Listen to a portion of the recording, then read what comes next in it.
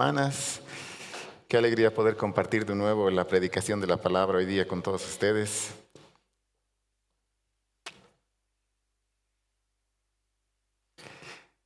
Quisiera que escuchen la siguiente descripción y que intenten imaginarse cómo es la persona que estoy describiendo.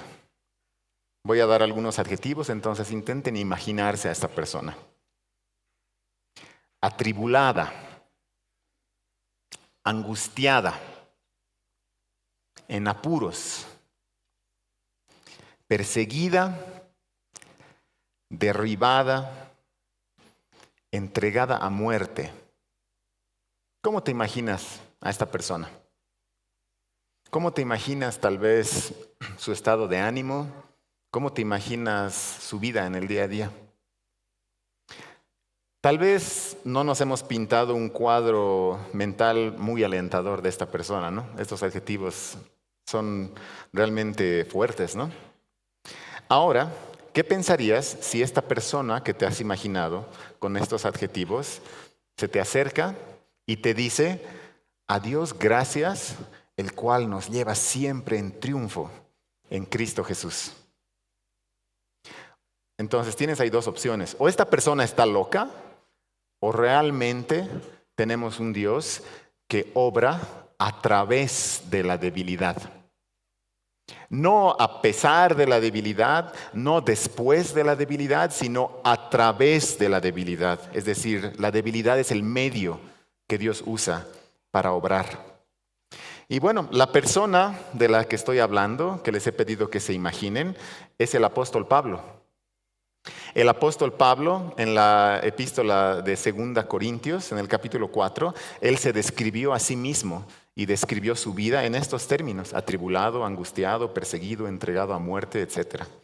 Pero en la misma carta, él también dijo: gracias a Dios que siempre nos lleva en triunfo. Qué increíble, ¿no? Esta es la paradoja de la vida cristiana. La paradoja que vemos en el apóstol Pablo, la paradoja que vemos en Jesús mismo, quien obtuvo el mayor triunfo a través de la debilidad, al morir en una cruz torturado y humillado. Es la misma paradoja que vemos en el pueblo de Dios durante el tiempo de Esdras y Nehemías. Después del exilio, después de regresar de Babilonia, vemos a un pueblo atribulado, angustiado, en apuros, perseguido, pero es a través de esta debilidad que Dios muestra su poder. Y Dios cumple sus promesas a través de la debilidad. Tal vez hoy muchos nos sintamos débiles y cansados y atribulados y angustiados, y nos cuesta siquiera imaginar que Dios pueda usarnos en ese estado en el que estamos. Pero la buena noticia es que Dios hace eso a menudo. Más bien, Dios escoge a menudo obrar a través de los débiles, a través de los atribulados, para cumplir sus propósitos. Entonces, la pregunta que debemos hacernos al pensar en estos temas es: ¿cómo vivimos a través de la debilidad? ¿Cómo vivimos en esta paradoja de la vida cristiana? Y para responder a esta pregunta vamos a leer el capítulo 4 de Nehemías, del libro de Nehemías en el Antiguo Testamento. Hoy, como la semana pasada, tenemos una porción un tanto larga de las Escrituras, pero como les dije también la semana pasada, vamos a leerla por completo, porque es a través de la Biblia que Dios nos habla. Entonces es prioridad que leamos las Escrituras y prestemos atención a lo que ellas tienen para nosotros. Entonces, para que puedan seguir la lectura en sus Biblias o en sus dispositivos electrónicos, la versión que voy a usar es la versión Reina Valera de 1960. Entonces, Nehemías, capítulo 4. La palabra de Dios dice así: cuando oyó Sanbalat que nosotros edificábamos el muro, se enojó y se enfureció en gran manera e hizo escarnio de los judíos. Y habló delante de sus hermanos y del ejército de Samaria y dijo: ¿qué hacen estos débiles judíos? ¿Se les permitirá volver a ofrecer sus sacrificios? ¿Acabarán en un día? ¿Resucitarán de los montones del polvo las piedras que fueron quemadas? Y estaba junto a él Tobías, amonita, el cual dijo: lo que ellos edifican del muro de piedra. Si subiera una zorra, lo derribará. Oye, oh Dios nuestro, que somos objeto de su menosprecio, y vuelve el baldón de ellos sobre su cabeza, y entrégalos por despojo en la tierra de su cautiverio. No cubras su iniquidad, ni su pecado sea borrado delante de ti, porque se airaron contra los que edificaban. Edificamos pues el muro, y toda la muralla fue terminada hasta la mitad de su altura, porque el pueblo tuvo ánimo para trabajar. Pero aconteció que oyendo Sanbalat y Tobías y los árabes, los amonitas y los de Asdod, que los muros de Jerusalén eran reparados, porque ya los portillos comenzaban a ser cerrados, se encolerizaron mucho y conspiraron todos a una para venir a atacar Jerusalén y hacerle daño. Entonces oramos a nuestro Dios, y por causa de ellos pusimos guarda contra ellos de día y de noche. Y dijo Judá: las fuerzas de los acarreadores se han debilitado, y el escombro es mucho, y no podemos edificar el muro. Y nuestros enemigos dijeron: no sepan ni vean hasta que entremos en medio de ellos y los matemos y hagamos cesar la obra. Pero sucedió que cuando venían los judíos que habitaban entre ellos, nos decían hasta 10 veces: de todos los lugares de donde volviereis, ellos caerán sobre vosotros. Entonces, por las partes bajas del lugar, detrás del muro y en los sitios abiertos, puse al pueblo por familias, y con sus espadas y sus lanzas y sus arcos. Después miré y me levanté y dije a los nobles y a los oficiales y al resto del pueblo: no temáis delante de ellos, acordaos del Señor grande y temible, y pelead por vuestros hermanos y por vuestros hijos y por vuestras hijas y por vuestras mujeres y por vuestras casas. Y cuando oyeron nuestros enemigos que lo habíamos entendido y que Dios había desbaratado el consejo de ellos, nos volvimos todos al muro, cada uno a su tarea. Desde aquel día la mitad de mis siervos trabajaban en la obra y la otra mitad tenía lanzas, escudos, arcos y corazas. Y detrás de ellos estaban los jefes de toda la casa de Judá, los que edificaban el muro, los que acarreaban y los que cargaban. Con una mano trabajaban en la obra y en la otra tenían la espada, porque los que edificaban cada uno tenía su espada ceñida a sus lomos, y así edificaban. Y el que tocaba la trompeta estaba junto a mí. Y dije a los nobles y a los oficiales y al resto del pueblo: la obra es grande y extensa, y nosotros estamos apartados en el muro, lejos unos de otros. En el lugar donde oyereis el sonido de la trompeta, reuníos allí con nosotros. Nuestro Dios peleará por nosotros. Nosotros pues trabajamos en la obra, y la mitad de ellos tenían lanzas desde la subida del alba hasta que salían las estrellas. También dije entonces al pueblo: cada uno con su criado permanezca dentro de Jerusalén, y de noche sirvan de centinela y de día en la obra. Y ni yo, ni mis hermanos, ni mis jóvenes, ni la gente de guardia que me seguía nos quitamos nuestro vestido. Cada uno se desnudaba solamente para bañarse. Hermanos y hermanas, Dios nos acaba de hablar al leer las Escrituras. Entonces ahora oremos para que Él guíe este sermón y que Él guíe nuestra reflexión acerca de lo que acabamos de leer. Vamos a orar.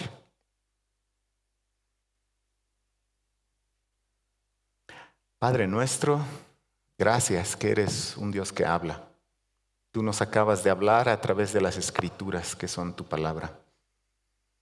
Por favor, ahora guía con tu Espíritu Santo nuestras reflexiones. Ayúdanos a pensar correctamente acerca de tu palabra. Ayúdanos también a actuar correctamente conforme a tu palabra. Y ayúdanos, por favor, a mirar a Cristo en tu palabra. En Cristo Jesús oramos. Amén. ¿Cómo vivimos en la paradoja cristiana a través de la debilidad? Quiero que veamos en esta mañana dos aspectos de esto. Vamos a ver primero un aspecto vertical y segundo vamos a ver un aspecto horizontal. Primero pensemos en el aspecto vertical. Los judíos habían regresado del exilio, habían estado en Babilonia. Regresaron del exilio y bajo la dirección de Nehemías estaban reconstruyendo el muro de Jerusalén. Ellos tenían por delante una gran tarea, una mega construcción. Pero no solo tenían que enfrentar este gran trabajo, esta gran tarea, sino que también debían enfrentar la oposición de sus enemigos. Uno de estos enemigos es Sanbalat, quien no era un don nadie. Según los estudiosos, Sanbalat era el gobernador de Samaria. Por lo que en el relato que leímos, este hombre como gobernador se dirige al ejército de Samaria.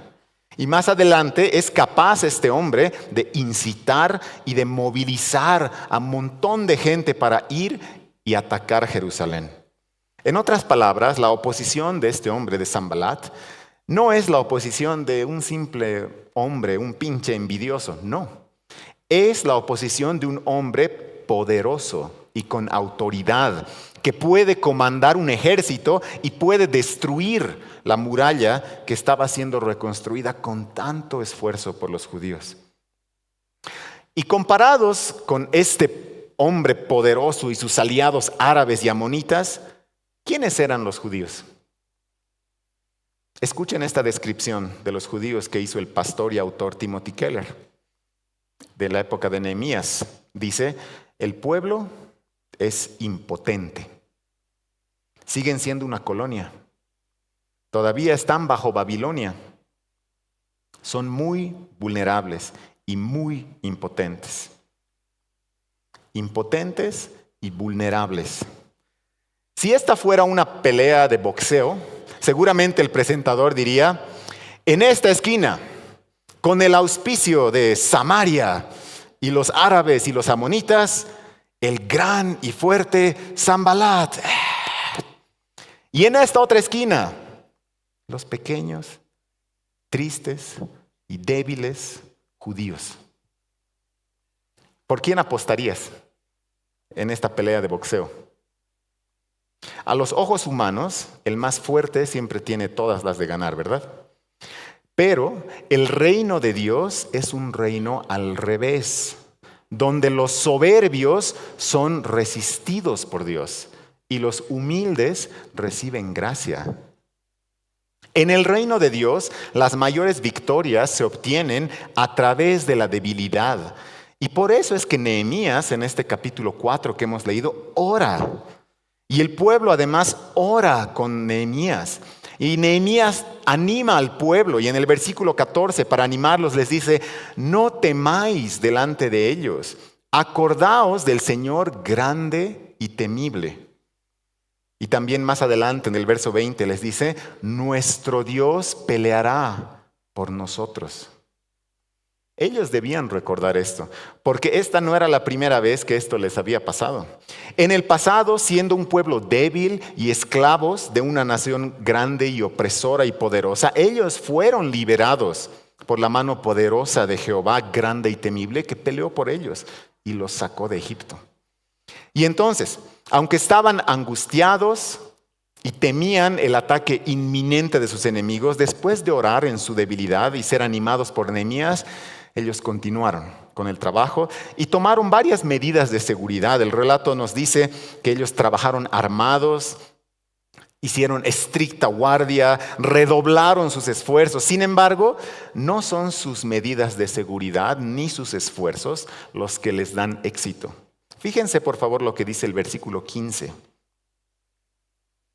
Dice, y cuando oyeron nuestros enemigos que lo habíamos entendido y que Dios había desbaratado el consejo de ellos, nos volvimos todos al muro, cada uno a su tarea. ¿Qué fue lo que desbarató los planes de los enemigos según este versículo? ¿No fue el esfuerzo de los judíos? Lo que desbarató los planes de los enemigos no fueron las medidas de seguridad que ellos tomaron. Ellos eran impotentes y vulnerables. El versículo dice que Dios había desbaratado el consejo de sus enemigos, de Sanbalat y de aquellos aliados. Dios estaba peleando por su pueblo. Como había dicho Nehemías, Yahvé es grande y temible y Él es el que pelea por su pueblo. Y ese es el aspecto vertical de cómo vivimos como cristianos a través de la debilidad. Lo hacemos en oración y en dependencia de Dios porque Él es el que pelea por su pueblo.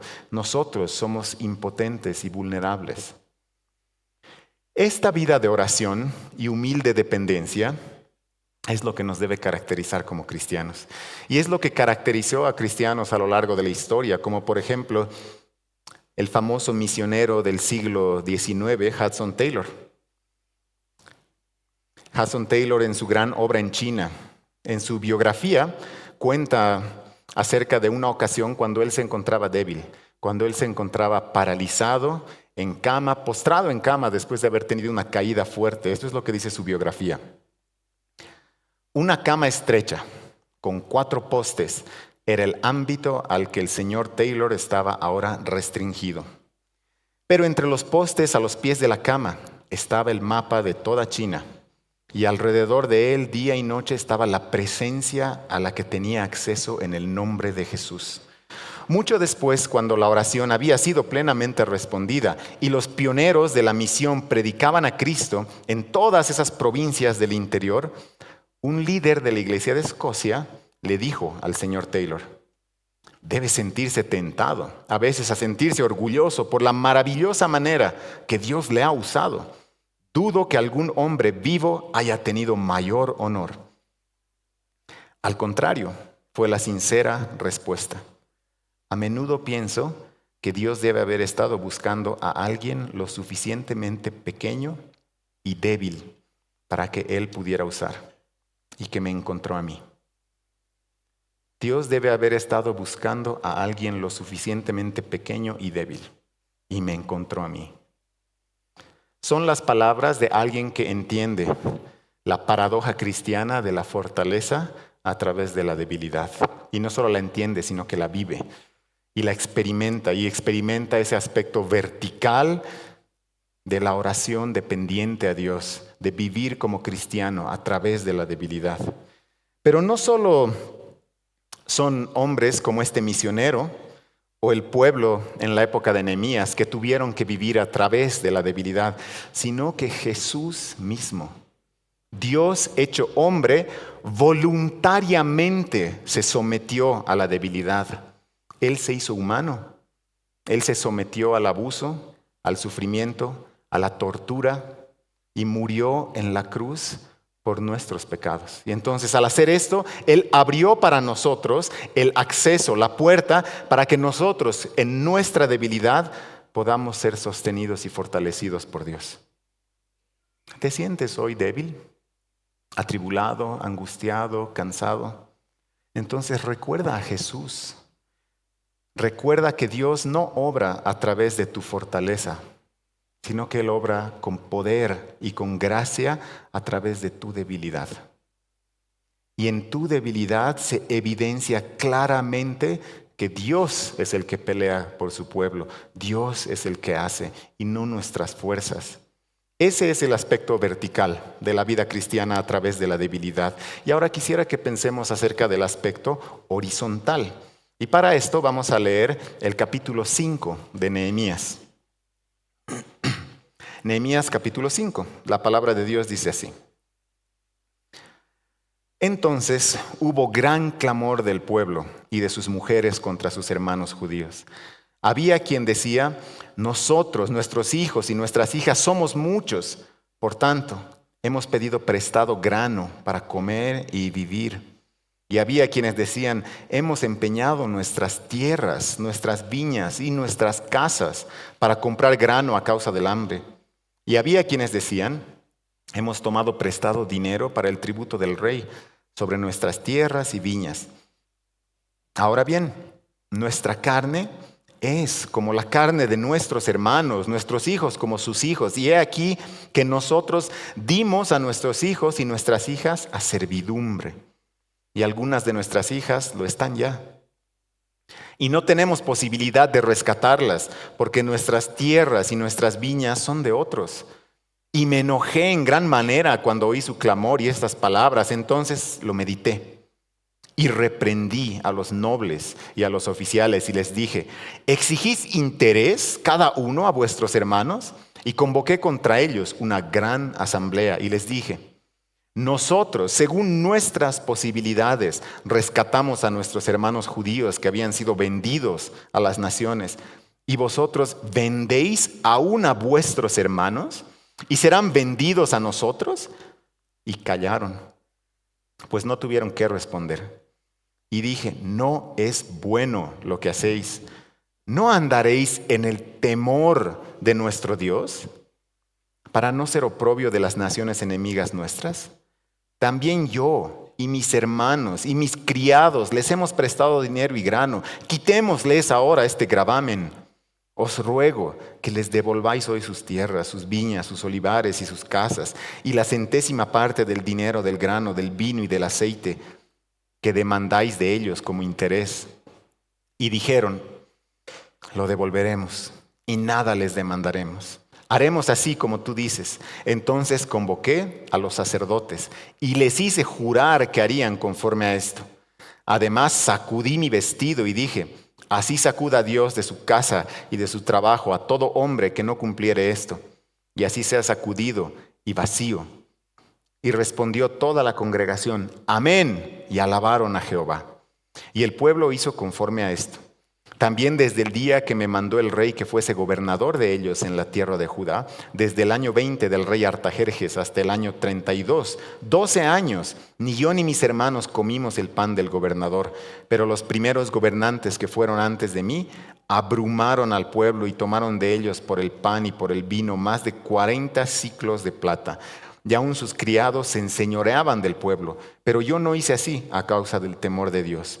También en la obra de este muro restauré mi parte y no compramos heredad, y todos mis criados juntos estaban allí en la obra. Además 150 judíos y los oficiales y los que venían de las naciones que habían alrededor de nosotros estaban en mi mesa. Y lo que se preparaba para cada día era un buey y 6 ovejas escogidas. También eran preparadas para mí aves, y cada 10 días vino, y en toda abundancia, y con todo esto nunca requerí el pan del gobernador, porque la servidumbre de este pueblo era grave. Acuérdate de mí para bien, Dios mío, y de todo lo que hice por este pueblo. Como dije antes, en la época de Nehemías, los judíos eran un pueblo impotente y vulnerable, enfrentando la fuerte oposición de sus enemigos. Y ahora, encima de todo esto, vemos que entre ellos mismos se están causando aflicción, entre ellos mismos. En aquel momento, Jerusalén no era una ciudad próspera. Era una ciudad en ruinas que estaba siendo reconstruida. La vida en Jerusalén y en los alrededores era difícil. Muchos pasaban hambre, y los nobles y los oficiales de los judíos estaban oprimiendo a sus hermanos judíos. Estaban viviendo en vivo y en directo lo que dice aquel conocido dicho que tal vez algunos de ustedes han escuchado, que dice, mientras unos lloran, otros venden pañuelos. Mientras unos tienen hambre y necesitan dinero, otros, los más poderosos, aprovechan de vender comida y prestar dinero y esclavizar a sus compatriotas. Y Nehemías obviamente se enoja y reprende a estos nobles y a estos oficiales de los judíos que estaban oprimiendo a su propio pueblo. Y en medio de su reprensión, fíjense por favor el versículo 9, Nehemías les dice, no es bueno lo que hacéis. ¿No andaréis en el temor de nuestro Dios? ¿No andaréis en el temor de nuestro Dios? Como judíos, seguro que estos nobles hubieran dicho, nosotros tememos a Yahvé y adoramos solo a Él. Pero su trato con el prójimo no reflejaba el temor de Jehová. El temor, la reverencia, la adoración a Dios no es solamente algo vertical o algo verbal. Es también algo horizontal. Temer a Dios no solo es alabarlo con nuestra boca y rendirle culto, sino que temer a Dios es hacer justicia, es amar al prójimo, es hacer misericordia para con otros. Nehemías mismo entendió esta realidad del temor a Jehová y aún siendo gobernador, él vivía haciendo justicia. Él vivía mostrando misericordia a su prójimo y él dijo en los versos 14 al 15, desde el día que me mandó el rey que fuese gobernador de ellos en la tierra de Judá, desde el año 20 del rey Artajerjes hasta el año 32, 12 años, ni yo ni mis hermanos comimos el pan del gobernador. Pero los primeros gobernadores que fueron antes de mí abrumaron al pueblo y tomaron de ellos por el pan y por el vino más de 40 siclos de plata. Y aun sus criados se enseñoreaban del pueblo. Pero yo, dice, no hice así. ¿A causa de qué? A causa del temor de Dios. El temor de Dios tiene un aspecto social. Saben, con vergüenza debo contarles algo que me ocurrió hace unos meses atrás. Estaba manejando mi auto y estaba escuchando música mientras manejaba. Y como estaba solo en el auto, estaba cantando fuerte porque no había nadie que me escuche, ¿no? Y había una canción que me gusta mucho que comenzó a reproducirse en mi playlist y parte de la canción decía: hará poderoso al hombre débil, hará caer al hombre poderoso. Ese es el poder del Evangelio. Es una canción que me gusta mucho. Entonces yo estaba cantando a todo pulmón en el auto cuando al poco rato llegué a un semáforo rojo y se acercó a la ventana del auto una niña pequeña pidiendo limosna. Y le dije: no, ahora no. La luz se puso verde, yo seguí mi camino.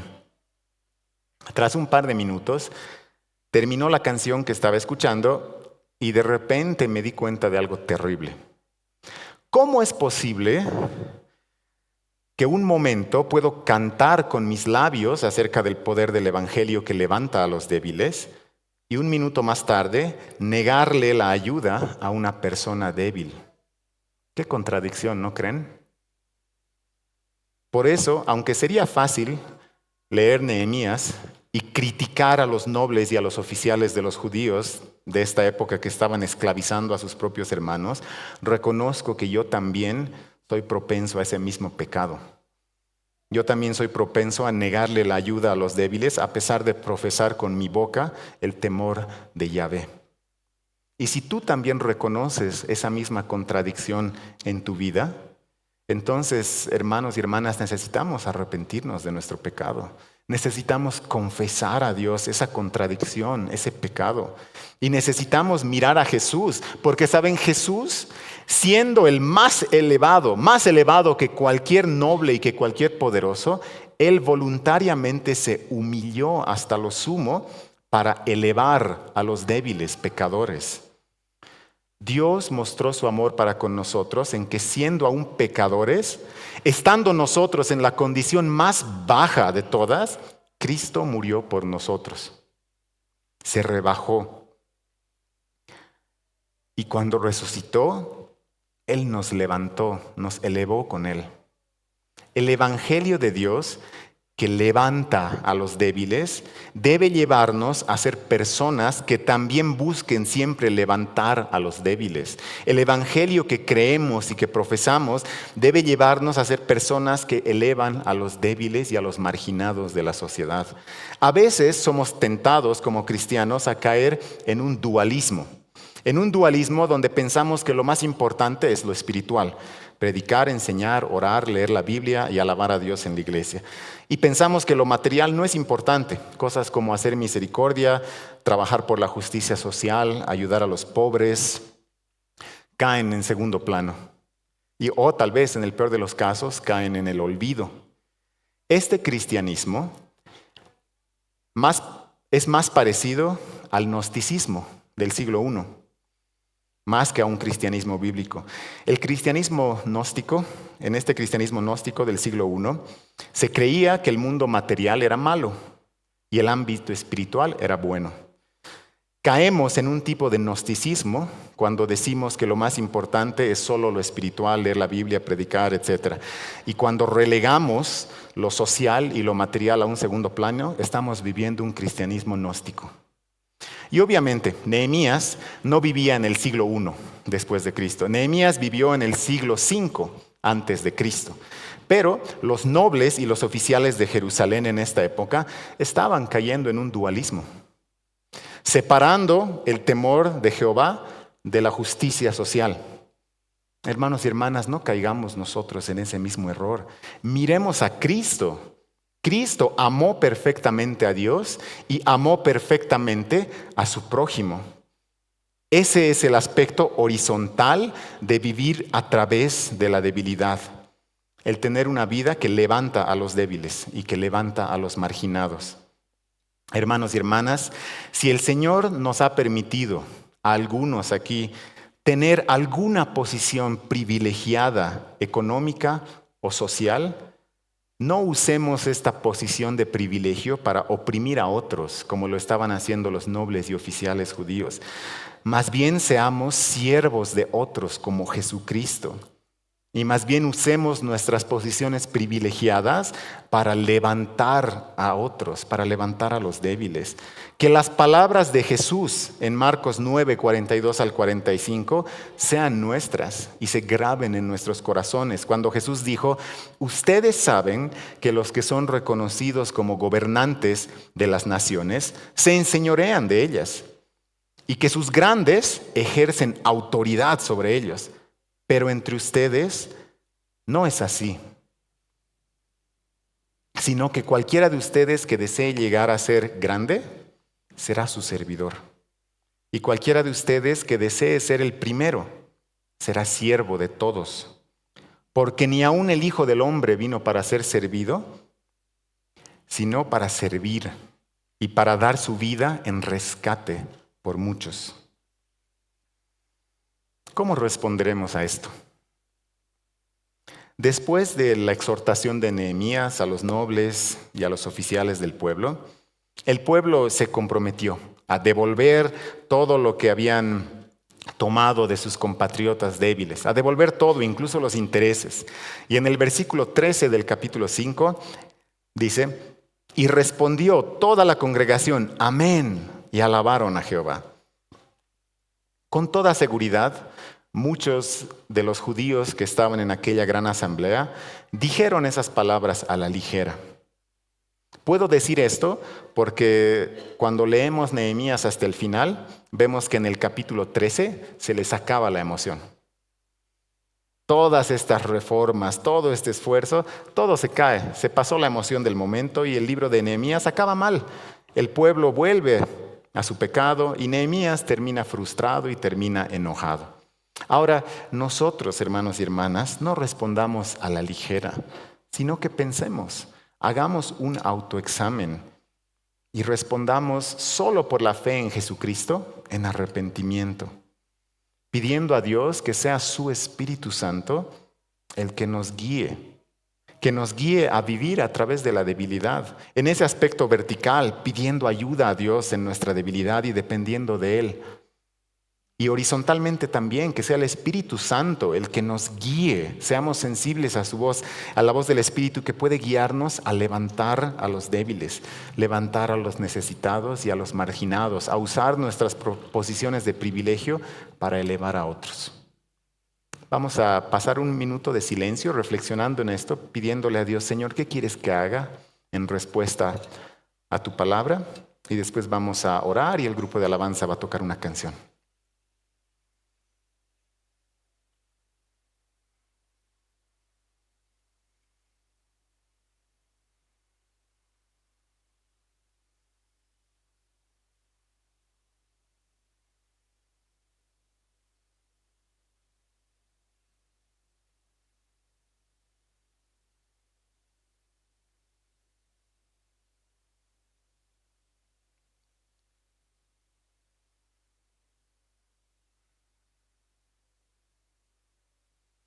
Señor amado, te damos gracias porque tu reino es un reino al revés. Y gracias porque tú nos sostienes al vivir en esta paradoja de ser fortalecidos a través de la debilidad. Te rogamos que tú fortalezcas a todos los débiles en esta mañana, que tú alientes a los desanimados, a los decaídos, a los enfermos. Te rogamos, Señor, que tú puedas fortalecernos, que tu gracia nos sea suficiente y que tu nombre sea glorificado cuando nosotros somos débiles, Señor. Y te pido que nos ayudes también a vivir este aspecto horizontal. Ayúdanos a usar nuestras posiciones de privilegio para servir a otros y para levantar a los débiles y a los marginados de nuestra sociedad, Señor. Ayúdanos a vivir como Jesucristo, amándote a ti perfectamente y amando al prójimo perfectamente. Te pedimos esto en el nombre de Jesús. Amén. Pongámonos de pie, hermanos. Vamos a cantar una canción.